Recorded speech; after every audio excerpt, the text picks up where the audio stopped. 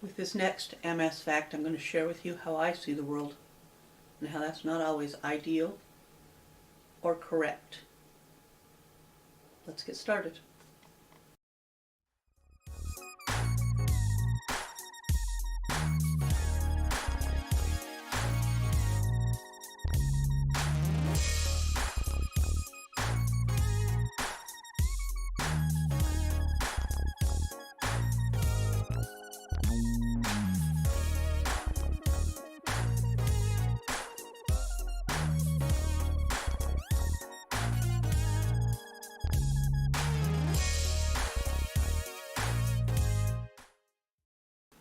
Hey there, welcome back to MS 24/7 365. It's great to see you again.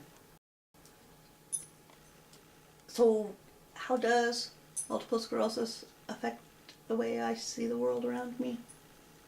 That's a great question. Thank you for asking. But before I answer that, let's see what the National MS Society says about vision problems.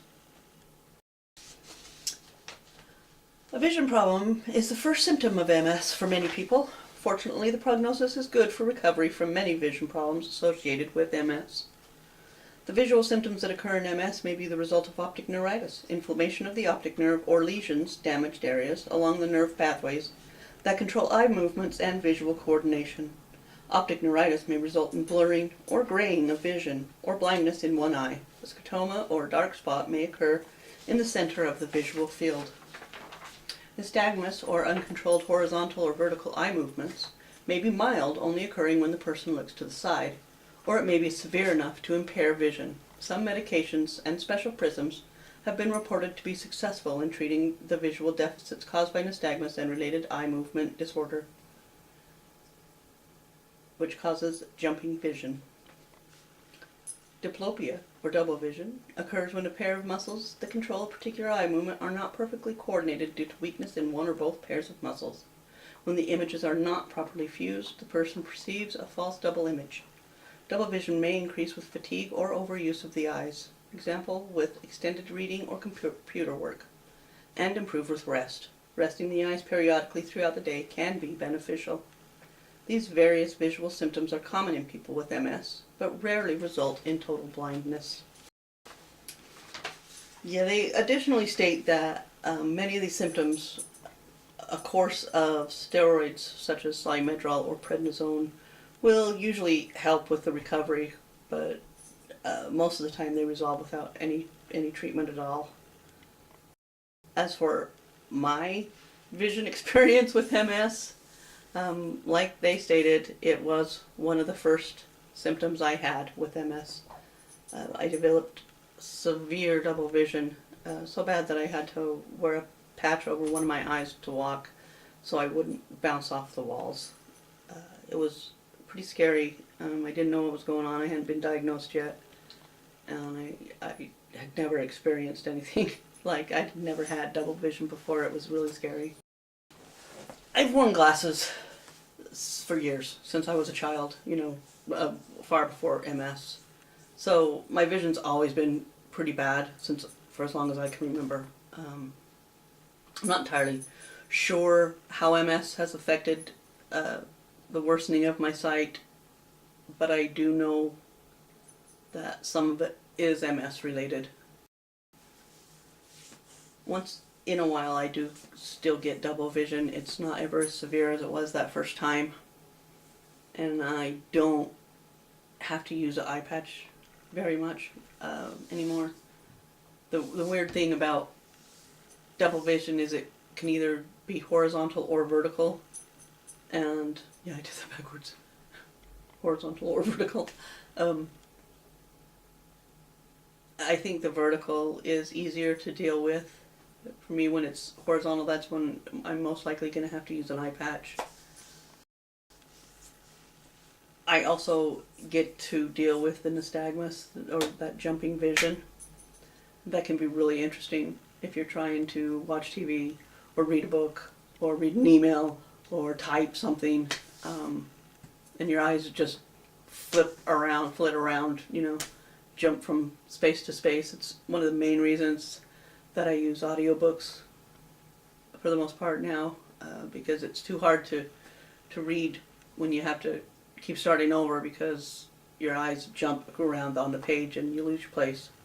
So, it's just easier to use an audiobook. I've also had to learn to compensate for decreased visual fields. I have minimal peripheral vision, both horizontally and vertically. So where most people are able to see if there's something on the ground in front of them when they're walking, I have to constantly look down. And so if you see me walking, it's not that I am avoiding eye contact or anything like that. It's just that I have to physically look down to avoid tripping over anything. It's also extremely easy to sneak up on me. My husband does it unintentionally on a regular basis. If you come up behind me or to the side of me, it will scare the bejeebus out of me when you speak, because no, I did not see you coming. I didn't see you there. Probably, though, the worst thing that has happened with my vision, and I don't even know if it's my vision or my hearing, is that I will hear a static swooshing noise when I move my eyes. I literally can hear my eyes move, and it makes them ache as well.